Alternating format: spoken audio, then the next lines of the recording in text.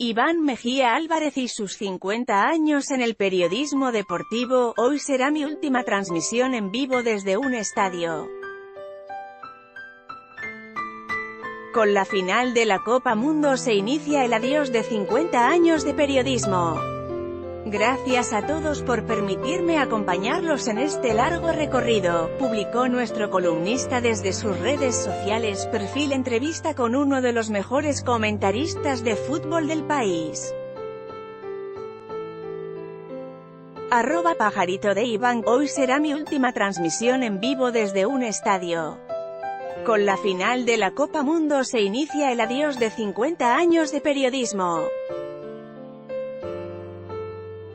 Gracias a todos por permitirme acompañarlos en este largo recorrido, publicó nuestro columnista Iván Mejía en sus redes sociales desde el estadio de Luzhniki de Moscú, donde Francia venció 4-2 a Croacia y se coronó campeón del mundo. Leer más. Análisis de Iván Mejía de Rusia 2018. Uno de los pesos pesados del periodismo deportivo en Colombia, por kilos y por canas, cumple 50 años de oficio este 2018. Iván Mejía Álvarez ha sido odiado, insultado y amenazando de muerte por ser sanguíneo en su trabajo, pero también es respetado por su audiencia y por sus colegas, pues dice lo que piensa sin arrodillársele a nadie.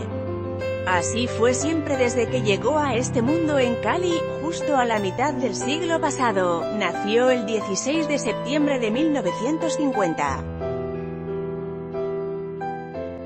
A sus 18 años empezó en el cuento del periodismo escrito. Luego hizo radio con grabadora y micrófono al hombro por los camerinos de Medellín. También hizo televisión y habló de boxeo y de ciclismo, pero se cansó de cubrir la vuelta a Colombia porque bebía a cántaros durante los 20 días de carrera y ese ambiente pernicioso fue excluyente con el matrimonio que ha sacado a flote junto a María Isabel Casas. Van para 41 años de experiencias matrimoniales y tienen una familia con 2 hijos y 2 nietas. Esas 4 décadas y monedas son argumento suficiente para que María Isabel describa a Iván como generoso, buen ser humano y crítico porque no traga entero. María Isabel e Iván, además, son prueba viviente de que lo que unió el amor, no lo puede separar la pasión por el fútbol. Ella es hincha de Millonarios y él del América. De esa unión con el sello de uno de los clásicos más atractivos del fútbol colombiano nacieron 2 hijos, Tatiana e Iván Andrés. Tatiana ya le dio la felicidad más grande a sus padres al volverlos abuelos y lo hizo por partida doble. Hace 3 años y medio nació Emma, la primera nieta, y hace 2 años y medio llegó la segunda, Ana. Las 2 transforman en un arequipe al abuelo ácido que pone a temblar de miedo a los directivos corruptos, a los hinchas, a los jugadores y a los técnicos del fútbol colombiano. Iván Mejía Álvarez es un ejemplo de trabajo, compromiso y constancia. En 50 años la sudó como pocos y por eso hoy logró una vejez envidiable, pues sus días transcurren en el paradisíaco Club Caribaná de Cartagena, el cual, entre otras cosas, tiene el mejor campo de golf de Colombia, según las palabras del propio Iván. Ahí lo visito para charlar. Llego por una ruta que inequívocamente debe terminar en Iván Mejía, pues el Caribaná queda en las afueras de Cartagena y después de atravesar un condominio con el nombre más colonial que existe en Colombia en pleno siglo XXI, Barcelona de Indias. Las indicaciones para llegar a Caribaná son claras y catalanas como el corazón culé de Iván, pues justo en Barcelona de Indias hay que tomar la desviación que marca el centro comercial Las Ramblas, cuyo nombre obedece al paseo entre el puerto y la plaza central de Cataluña, en donde el año pasado el Estado Islámico perpetró un atentado y el terrorismo se disfrazó de furgoneta y atropelló a inocentes que sufrieron, pero que respondieron con una frase tan contundente como Iván Mejía: no tendrán nuestro odio. Con el recorrido catalán terminado empezó el toque verbal. Iván llegó a la cita con un bronceado completo, el blanco leche de su piel solo se conserva de sus tobillos para abajo, su pinta es la de un abuelo veraniego de 67 años, viste una bermuda, mocasines y camiseta.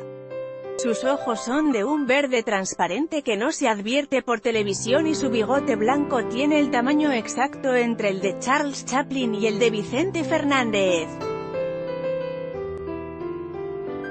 Vamos al restaurante del club de golf, donde todos los días hace algo para matar el tiempo. Aquí vengo a diario a jugar o a caminar y conversar, así sea alcanzando pelotas. Iván pide 2 jugos de corozo para mojar la palabra y da el pitazo inicial para la entrevista. Bueno, a lo que vinimos. ¿Usted nació sin pelos en la lengua o se los fue quitando con los años de oficio? Desde chiquito no tengo pelos en la lengua, por eso tuve tantos problemas con mi papá, porque siempre dije todo. ¿Cómo recuerda la Cali de sus primeros años? Una Cali sensacional, con mucho chontaduro, mango verde, maní en cucurucho, donde se caminaba y se andaba en grupos. Yo tengo un magnífico recuerdo de Cali, donde viví desde el año 1962 a 1968, por eso fue sensacional porque es la etapa en la que uno como joven va descubriendo el mundo. Nosotros vivíamos muy cerca de la Plaza Caicedo en el barrio Centenario, al frente de lo que era el colegio Bergmans y eso me permitía ir al golf y al centro sin problema.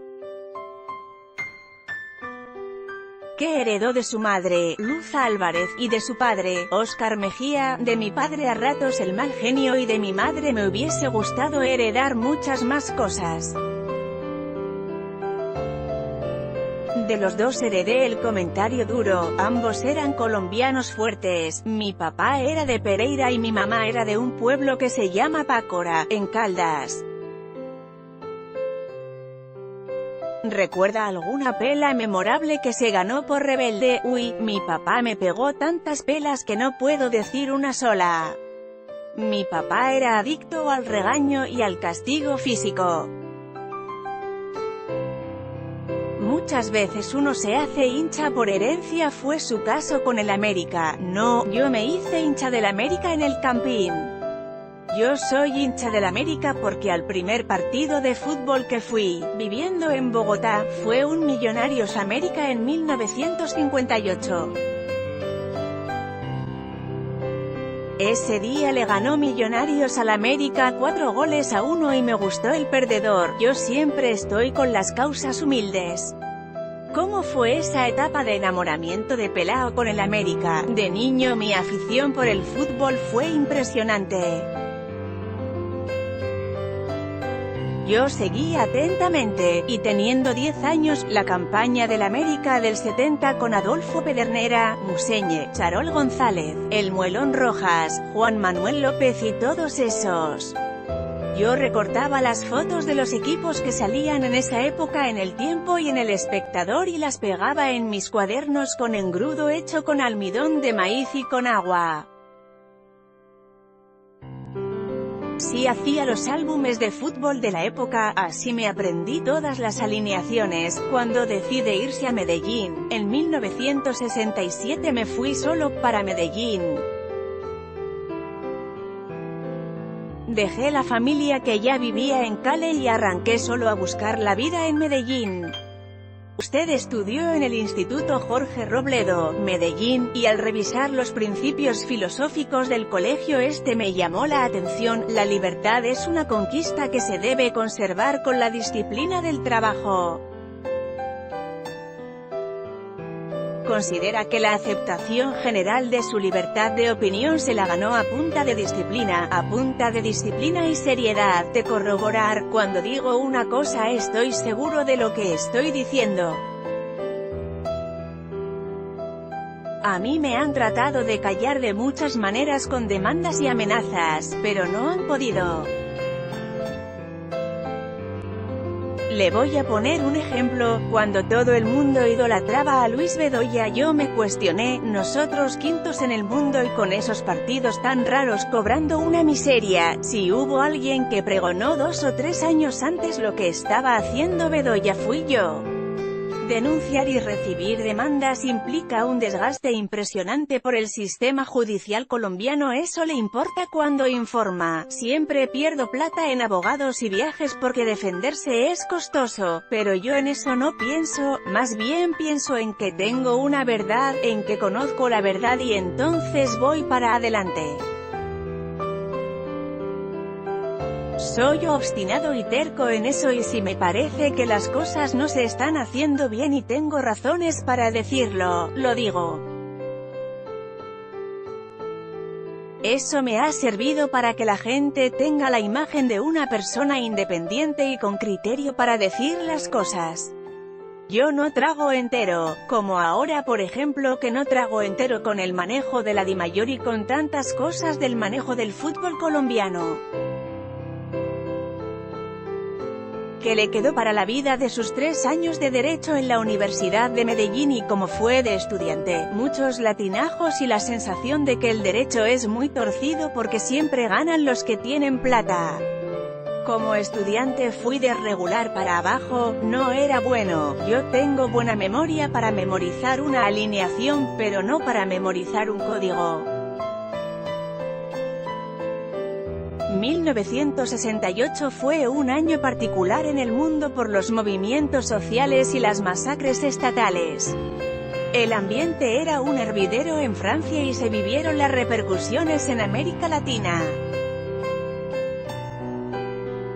Los Juegos Olímpicos desataron infinidad de críticas en México, pasó la masacre de Tlatelolco y justo ese año usted llegó al periodismo como corresponsal del diario La Patria. ¿Cómo evoca hoy ese debut? Yo arranqué siendo estudiante de bachillerato del Jorge Robledo y arranqué por unas coincidencias de la vida.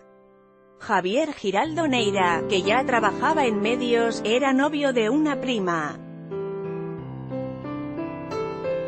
Ella me lo presentó en Medellín y yo le pedí una credencial para ir a fútbol gratis.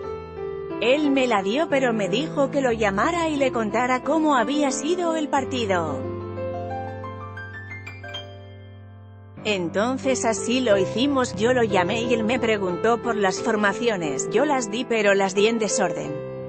Ahí él me enseñó para toda la vida que la formación se da en el orden que corresponde, primero el arquero, luego el lateral izquierdo, los centrales, el lateral derecho, los volantes de marca, los creadores y los delanteros.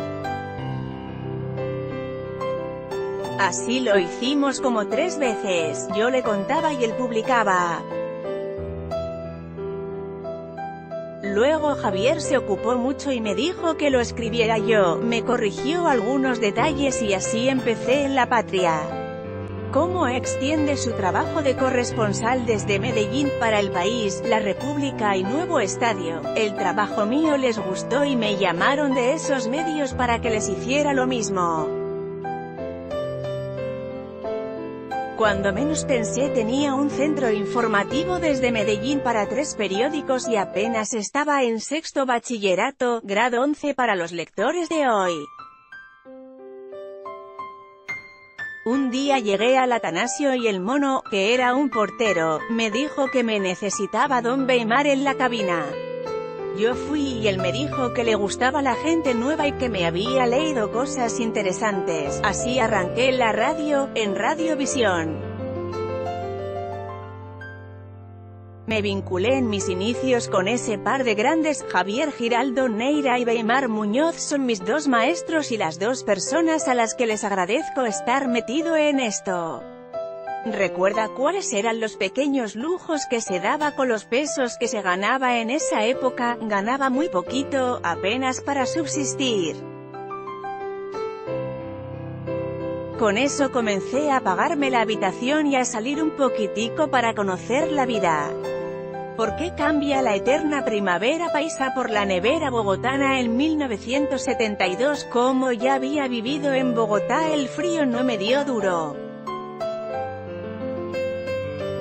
Carlos Arturo Rueda me invitó a trabajar.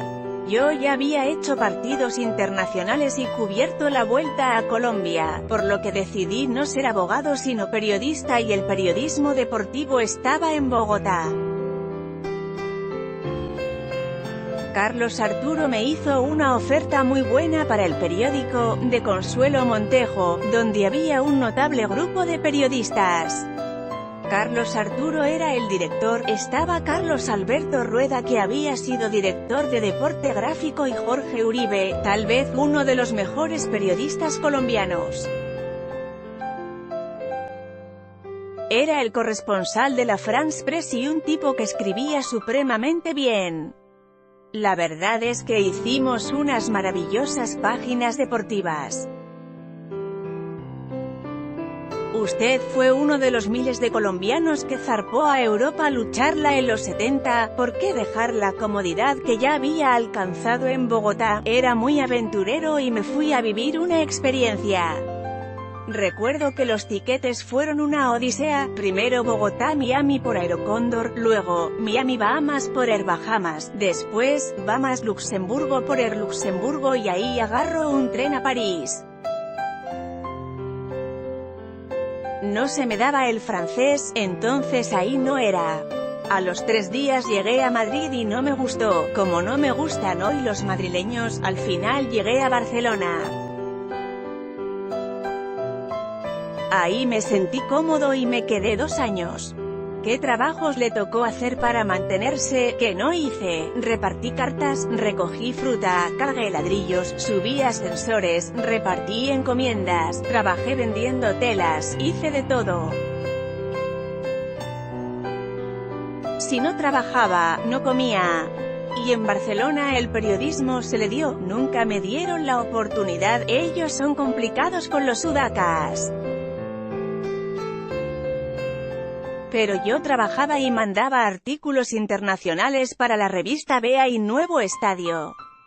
Cubrí la pelea de Benny Brisco y Carlos Monzón, también cubrí a Rocky Valdez en Montecarlo y me tocó conocer a Carolina de Mónaco cara a cara.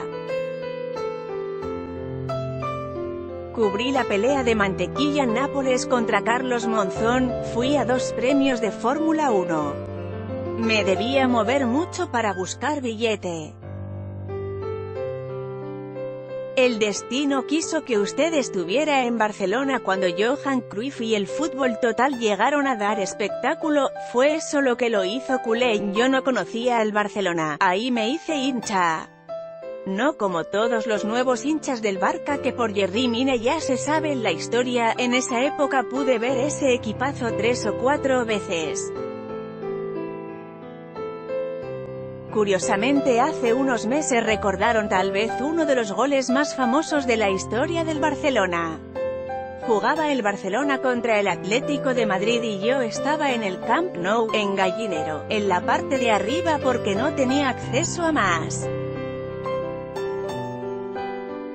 Y recuerdo perfectamente el vuelo de Cruyff en el aire y la forma en la que le pega un taconazo a la pelota sobre la raya final para hacer un gol de espectáculo.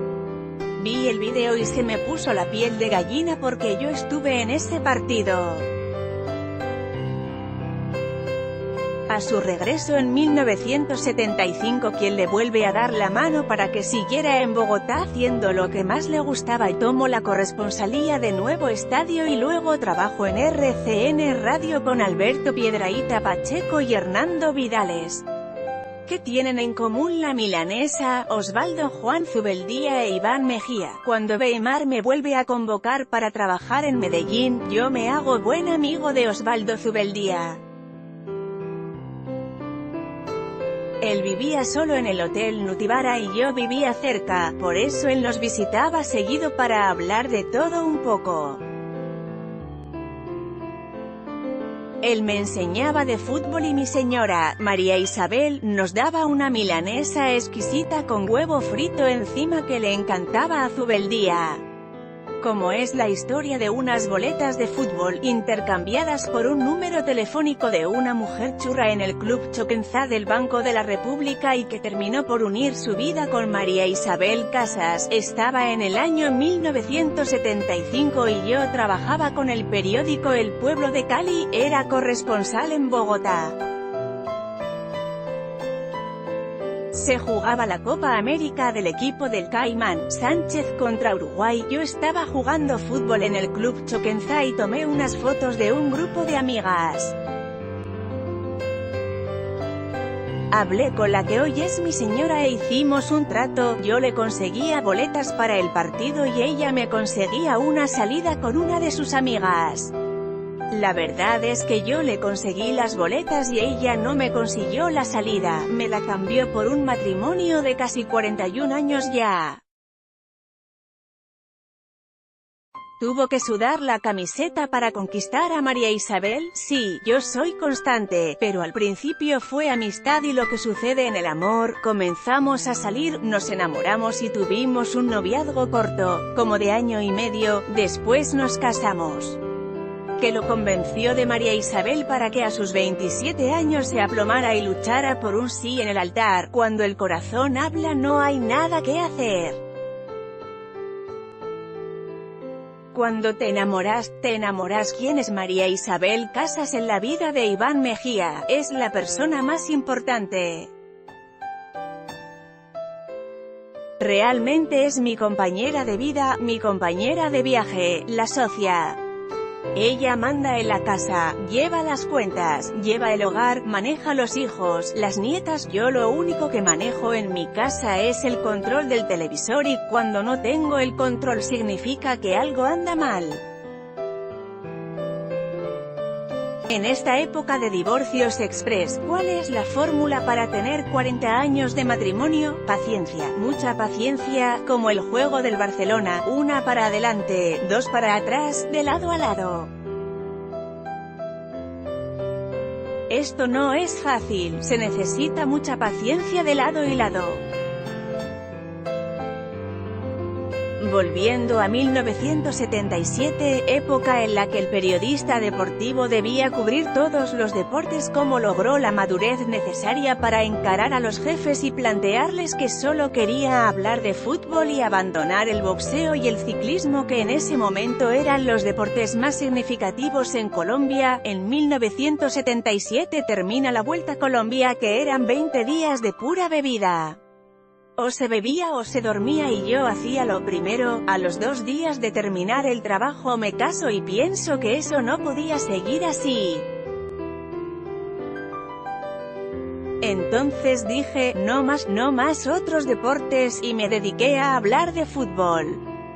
Fue una buena decisión porque a mí los periodistas que hablan de todo no me ofrecen credibilidad. Desde aquella decisión, ¿cuántos mundiales ha cubierto? Los cubrí todos menos el de Corea y Japón, porque quedaba muy lejos. A ese mundial no fue casi gente de Colombia. De 1977 a 1987 marca sus primeros pasos contundentes dentro del periodismo colombiano. Ahí llegan las amenazas de muerte y usted decide protegerse y no volver a Medellín desde 1987. En esa década señaló los nexos del fútbol con el narcotráfico y criticó la rosca paisa. Hoy se arrepiente de su crítica férrea, o si volviese en el tiempo lo haría de nuevo. Se hizo en el momento por una causa y fue cierto. La selección tuvo demasiada influencia paisa. No niego que tenían cosas buenas, pero solo valían los jugadores antioqueños. Del narcotráfico fue evidente la relación con el fútbol paisa, pero eso no terminó ahí, porque todo estaba ligado. Llegó a Bogotá con Gacha y a Cali con los Rodríguez Orejuela. Equipo que no tuviera su narco de cabecera era un equipito. Esa ha sido la única forma de traer figuras ayer y hoy, excepto con Fuad en el Junior y Ardila en Nacional. El narcotráfico y luego el vandalismo fueron los causantes de que el fútbol perdiera esa esencia familiar para ir a disfrutar de un espectáculo con abuelos, padres, hijos y nietos. Yo a mi familia la saqué muy rápido del estadio. Mi hijo es hincha de Millonarios y estando muy niño tuvo la mala fortuna de meterse a un partido con los comandos. Le tocó salir corriendo, lo tuvieron que proteger porque lo iban a linchar por ser hijo mío. Este tipo de delincuentes comunes se aprovechan de un niño de 12 años simplemente porque es hijo de determinado señor.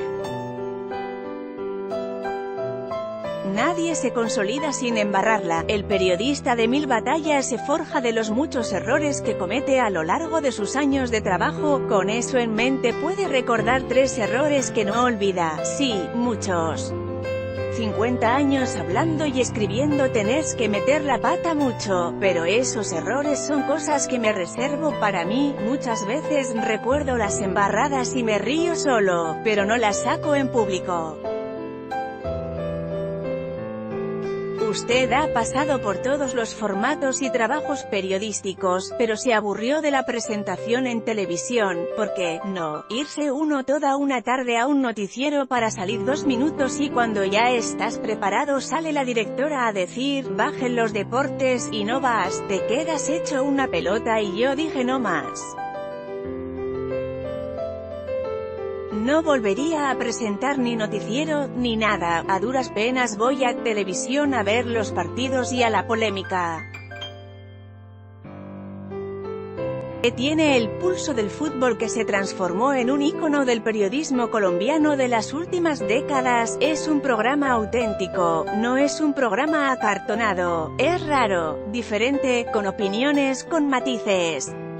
En la época de Peláez éramos 2 viejos, 2 veteranos con muchos recuerdos. Cambió, se fue Hernán, se retiró, decisión que lamento porque podría estar ahí triunfando. Llegó César Augusto, que es un target diferente, trajo otro tipo de cosas, trajo una audiencia nueva. Debo decirlo con mucho orgullo, cuando se fue Peláez muchos pensaron que el pulso se había acabado y debo decir que hoy tenemos más audiencia que nunca. Se acaba el pulso si se va Iván. No, yo no puedo decir eso, sería muy ególatra. Yo me voy el 23 de diciembre de este año.